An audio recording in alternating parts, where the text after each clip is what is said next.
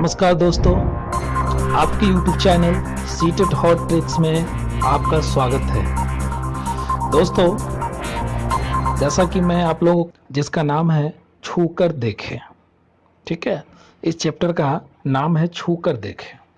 Means छू कर देखने से संबंधित हम लोग बातें करेंगे कि ऐसा क्या चीज़ इस चैप्टर में दिया हुआ है।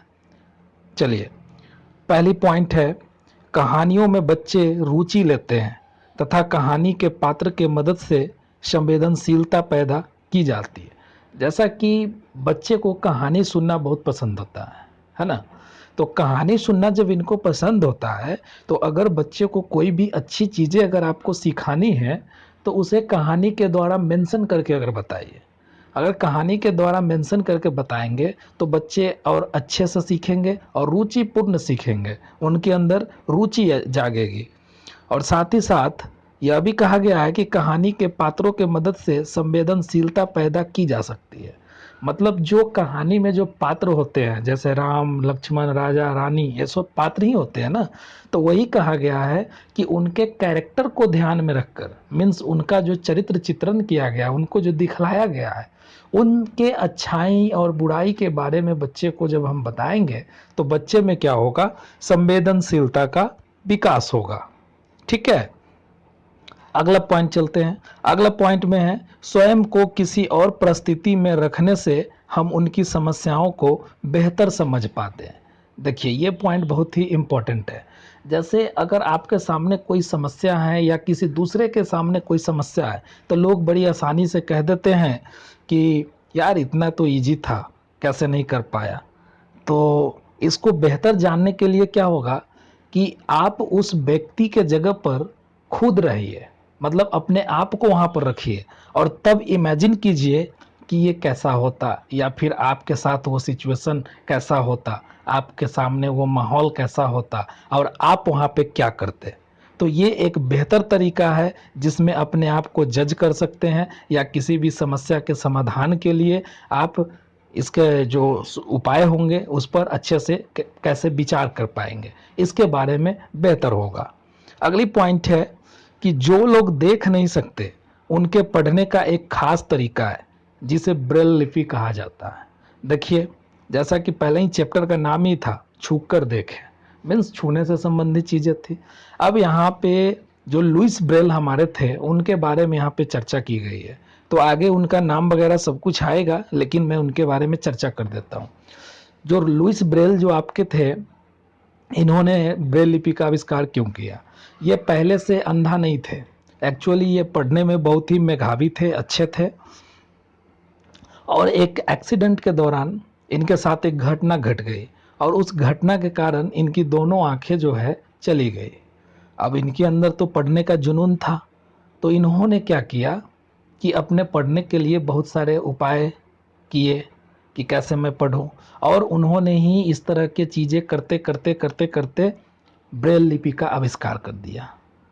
ठीक है, और इसका जनक भी लुइस ब्रेल को ही माना जाता है, जो कि एक खास प्रकार का एक ऐसा है टेक्निक जिसको हम लोग उसके ऊपर उभरे हुए अक्षरों को छूकर पढ़ लेते हैं। अब इसका पढ़ने का एक तरीका अलग है, ये तो खैर जो ब्रेल लिपि को जानते होंगे या फिर उससे पढ़ाते होंगे या पढ़ते होंगे, वही इसके बारे में बेहतर तरीके से बता सकते हैं।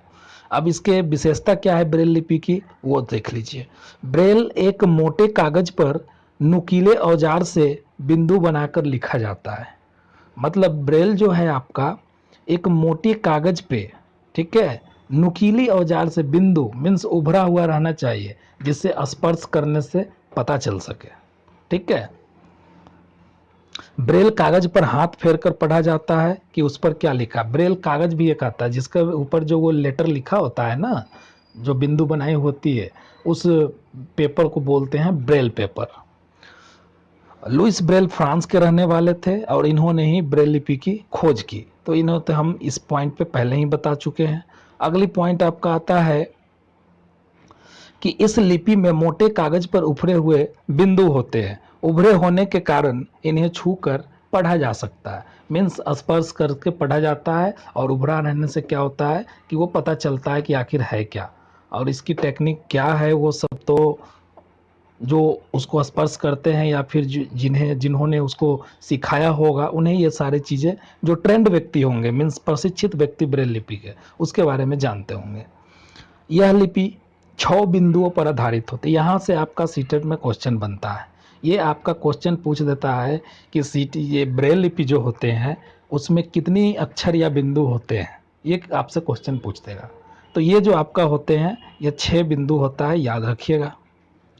ब्रेल लिपि अब कंप्यूटर पर भी लिखी जा सकती है। वर्तमान समय में एक ऐसी स्थिति आ गई है कि अब इसका एक सॉफ्टवेयर कंप्यूटर में भी डेवलप कर दिया गया है और कंप्यूटर के द्वारा भी इसे लिखा पढ़ा जा सकता है। अगली पॉइंट है, बच्चे ब्रेल लिपि को देखेंगे तो बेहतर तरीके से समझ पाएंगे। मतलब अगर किसी बच्चे को हम ब्रेल लिपि के बारे में पढ़ा रहे हैं, ठीक है, क्लासरूम में, कि ब्रेल लिपि क्या होता है, तो उसको जब हम प्रत्यक्ष रूप से सामने ले जाकर के दिखाएंगे, मीन्स सहायक सामग्री के रूप में, टीएलएम के रूप में वहाँ पे प्रस्तुत करके दिखाएंगे, तो बेहतर होगा बच्चे को समझने में उस चीज़ को, और बहुत ही आसानी से वो समझ पाएंगे, क्योंकि प्रत्यक्ष रूप से उसको देखेंगे भी, छू करके देखेंगे, और पता चल पाएगा कि आखिर होता क्या है, कैसा होता है। और आपको टीचिंग में सिखाया भी जाता है कि जब भी आप बच्चे को कोई भी टॉपिक क्लासरूम में पढ़ाएंगे तो उसके लिए आपको क्या करना है, प्रतिदिन आप क्या करेंगे, टीएलएम लेकर जाएंगे, जिससे बच्चे को उस टॉपिक को समझने में कोई कठिनाई नहीं होगी। ठीक है, चलिए दोस्तों, अब अगले चैप्टर पे हम लोग चलते हैं। चैप्टर नंबर 14, कहाँ से आया किसने बनाया।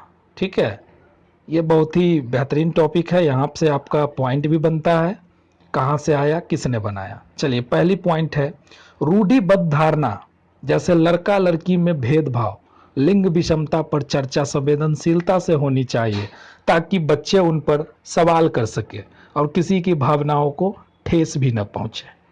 अब सबसे पहली बात, चैप्टर का नाम ही है कहाँ से आया किसने पकाया, मीन्स पकाने से भी संबंधित यहाँ पर चीज़ें हैं।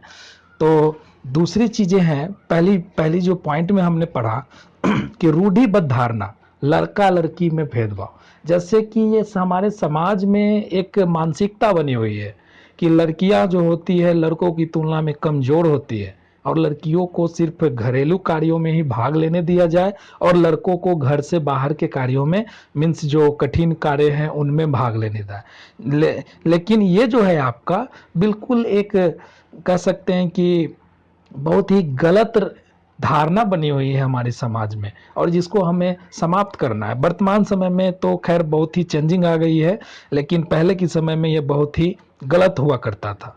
तो यहाँ पे वही बात की जा रही है कि बच्चे में इस तरह की भेदभाव नहीं होनी चाहिए, बल्कि इस पर संवेदनशीलता से चर्चा की जानी चाहिए, जिससे बच्चे भी इस चीज़ को समझ पाएंगे, इसके अंतरों को भी समझ पाएंगे और किसी का भी भावनाओं को ठेस न पहुँचे।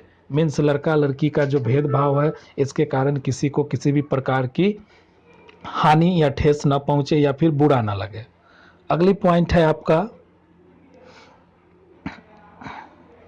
बच्चों के परिवेश में दवाई, बच्चों के परिवेश में दवाई के रूप में, यहाँ पे मिस्टेक हो गया, जे टाइपिंग हो गया, यहाँ पे के होगा। ठीक है, बच्चों के परिवेश में दवाई के रूप में प्रयोग किए जाने वाले पेड़ पौधों की पहचान और उनका पारंपरिक ज्ञान की परख और समझ का मौका होता है। मतलब बच्चे अपने आसपास के परिवेश में कुछ ऐसे औषधियों की जो पेड़ होते हैं उसके बारे में उनमें समझ विकसित होनी चाहिए, और ये समझ विकसित कहाँ से होगा, तो अपने बड़े बुजुर्ग से होगा। ठीक है, और एनसीईआरटी बुक में एक कहानी के तौर पर इसको बताया गया है, लेकिन यहाँ पर यह चेतावनी दी गई है कि ऐसा नहीं हो कि बच्चा जो है किसी भी पत्ते को औषधि समझकर और उसको मतलब खा ले या फिर कुछ करे। अगर खा ले तो कुछ ऐसे भी पौधे होते हैं जो जहरीले होते हैं, जो बच्चों को हानि पहुंचा सकता है। तो इसका भी ध्यान रखने के लिए कहा गया है कि यहाँ पर बड़े लोग इसमें उसकी मदद करेंगे पहचानने में कि ये पौधा जो होता है यह हानिकारक होता है और ये पौधा है जो औषधि के लायक है। जैसे कुछ पौधे ऐसे भी हैं जो आपको दवाइयाँ या फिर डायरेक्ट उसको खाने से क्या होता है कि आपके अंदर की कुछ बीमारियाँ जो है नष्ट हो जाती है। जैसे तुलसी के पौधे से बहुत सारे बीमारियाँ आपकी नष्ट होती है ना। चलिए आगे चलते हैं हम लोग। अगला चैप्टर आता है 15 नंबर, आओ बनाए बर्तन। आओ बनाए बर्तन। ठीक है, अब इसमें क्या पढ़ना है? पहला पॉइंट है, कहानी पर नाटक करने से बच्चे को बहुत मजा आता है और क्रियाओं को क्रम समझने में भी सहायता मिलती है। जैसे कि किसी भी कहानी को अगर नाटक के रूप में प्रस्तुत किया जाता है तो बच्चे उसको बहुत ही रुचिपूर्ण देखते हैं, या फिर आप लोग को भी रुचि आती होगी, हम लोगों ने भी किया है और देखा भी है, तो बहुत ज़्यादा ही रुचि आता है। क्योंकि जो उसमें जो कैरेक्टर्स होते हैं जो बहुत ही रोचक होते हैं, बहुत ही अच्छा लगते हैं। कोई भी कहानी का नाटक होता है तो बहुत अच्छा लगता है कि नहीं? आगे है, और क्रियाओं का क्रम समझने में भी सहायता मिलती है। मतलब अगर किसी चीज के बारे में बच्चे को समझाना है, ठीक है, तो उसको हम नाटक के द्वारा अगर समझाएं, मीन्स एक्टिविटी करके क्लासरूम में समझाएं, तो उससे क्या है कि बच्चे को एक क्रम भी समझ में आता है कि पहले ये चीज हुआ, उसके बाद ये हुआ, उसके बाद ये घटना घटी। मतलब हर एक चीज का वो क्रम समझ सकता है। अगली पॉइंट है, मिट्टी से बर्तन बनाते हुए कपड़े तो गंदे होते हैं, पर बच्चों को करके सीखने का भी आनंद मिलता है। लर्निंग बाय डूइंग, ये जो है सीखने का सबसे बेहतर तरीका है, करके सीखना। तो वही बता रहे हैं कि मिट्टी के बर्तन बनाते हुए बच्चे के तो कपड़े गंदे होते हैं, बट बच्चे को करके सीखने में आनंद भी मिलता है। मतलब अगर जो बच्चा सीखना चाहता है और वह स्वयं के द्वारा अगर उस काम को करके सीखे और सीख जाए, तब उसकी जो आनंद होती है वो फिर बहुत ही कह सकते हैं कि एक चरम सीमा पर होता है ना? अगली पॉइंट है, शुरू में बनाए गए बर्तन पत्थर और मिट्टी के थे। मीन्स जो हमारे कुछ अभी जो वर्तमान समय है, इससे पहले की समय से पहले जो सबसे पहले जो बर्तनों का हम लोग यूज करते थे, मीन्स हमारे पूर्वज वगैरह जो करते होंगे, तो उस समय जो था बर्तन आपका पत्थर और मिट्टी के बने होते थे। ठीक है, और वर्तमान में तो जान ही रहे हैं कि कितने प्रकार के बर्तन हैं, स्टील, एल्युमिनियम और क्या बोलते हैं तांबा, बहुत सारे बर्तन हो गए, प्लास्टिक, हार्ड प्लास्टिक, बहुत सारे चीजें चल रहे हैं।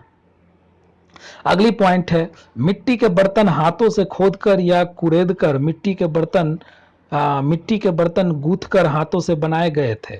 मतलब उसमें मिट्टी के बर्तन, कुम्हार के बारे में एक कहानी दी हुई थी जिसमें कैसे मिट्टी की बर्तन बनाई जाती है इसके बारे में बताया गया है। तो इसमें आपका क्या है कि कुम्हार जो है मिट्टी के बर्तन को हाथों से खुरेद कर बनाते हैं, या फिर मिट्टी को गूंथ कर, ठीक है ना, जिसको गूंद कर बोलते हैं ना, आटा गूंदना, वैसे ही मिट्टी गूंदना, तो इसको गूंद करके बनाया जाता है या ठीक है। अगली पॉइंट है, मिट्टी के बर्तन को मजबूत बनाने के लिए उन्हें आग में पकाया जाता है। अब देखिए हमारे बर्तन जो होते हैं कैसे मजबूत बनते हैं, मिट्टी के बर्तन को आग में पकाया जाता है और तब जाके ये स्ट्रांग होते हैं हीट करने पर।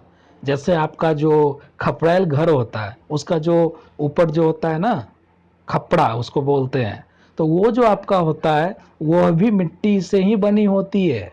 और बताइए कितना स्ट्रांग होता है, उसको भी पकाया जाता है।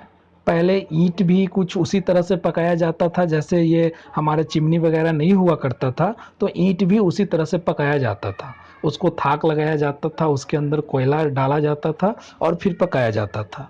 और देख रहे हैं कि पका हुआ चीज़ कितना स्ट्रांग होता है, कितने बड़े बड़े बिल्डिंग बना देते हैं, है कि नहीं? चलिए आज हम लोग एक और चैप्टर पढ़ लेते हैं, चैप्टर नंबर 16, खेल खेल में। हाँ, एक और चैप्टर 16 नंबर पढ़ लेते हैं। चलिए इसमें पहला पॉइंट है स्थानीय खेल, जैसे स्टापू, पिट्टू, आष्टा पे आदि, तथा उनमें इस्तेमाल की गई चीजें तथा स्थानीय नाम पर बातचीत की जा सकती है। जैसे ये कुछ खेलों के बारे में दिया गया है। स्टापू, पिट्टू तो हम लोग जानते हैं, बाकी ये आष्टा पंगाचे क्या होता है मालूम नहीं, लेकिन खेल ही है, दिया हुआ है एनसीईआरटी के बुक में। स्टापू भी दिया हुआ है। उनमें इस्तेमाल की गई चीजें तथा स्थानीय नाम पर बातचीत की जा सकती है। जैसे कि पिट्टू तो जानते हैं कि वो बहुत सारे पत्थरों को जमा करके और गेंद से उसको गिराते हैं, है ना, और फिर ये मारते हैं, तो वो वाला खेल। तो वही बात की जा रही है कि इसमें जो तीनों प्रकार की जो ये खेल दिया गया है इसमें, तो इसमें कौन कौन सा यूज किया जाता है, कौन कौन सी सामग्री लगती है, कितने लोग होते हैं, तो ये सारी चीज़ों पर चर्चा की जा सकती है। साथ ही यह भी चर्चा की जा सकती है कि हमारे आस पड़ोस में या हमारे समाज में इस खेल का क्या नाम है, दूसरे समाज में क्या नाम है। हो सकता है कि स्टापू और अष्टाचंगा पे को हम लोग जानते होंगे, लेकिन दूसरे नाम से जानते होंगे, है ना। अगली पॉइंट है कि बच्चों को एक दूसरे की मदद करने का मौका दे।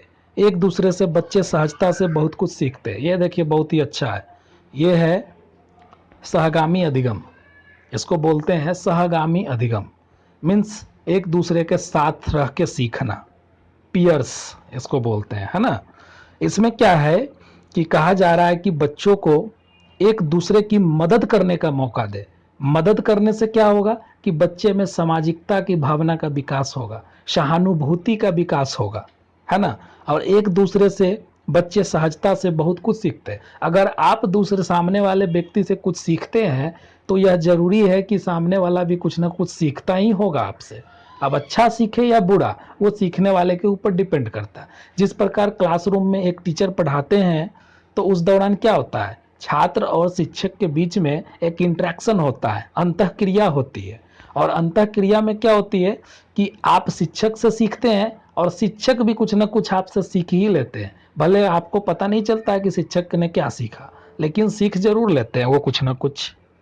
अगली पॉइंट है स्थानीय मशहूर खिलाड़ियों पर जानकारी एकत्रित करवाने से बच्चों को खेलों के बारे में ज्ञान और खिलाड़ियों के प्रति सम्मान को बढ़ावा देता है। ये देखिए बात की जा रही है कि जो आपके आस पड़ोस है, मीन्स हमारे बिहार पूरे ले लेंगे, तो इस आस पड़ोस में क्या है कि हम अपने बिहार झारखंड को भी बात कर सकते हैं व्यापक क्षेत्र में, और छोटे क्षेत्र में हम अपने आसपास के जिला की बात कर सकते हैं कि हमारे आसपास में कौन ऐसा मशहूर खिलाड़ी है, किस खेल से संबंधित है। जैसे कि वर्तमान में MS धोनी जो थे, फिलहाल तो संन्यास ले लिए, लेकिन ये क्या हमारे बिहार के निवासी थे, झारखंड में चले गए,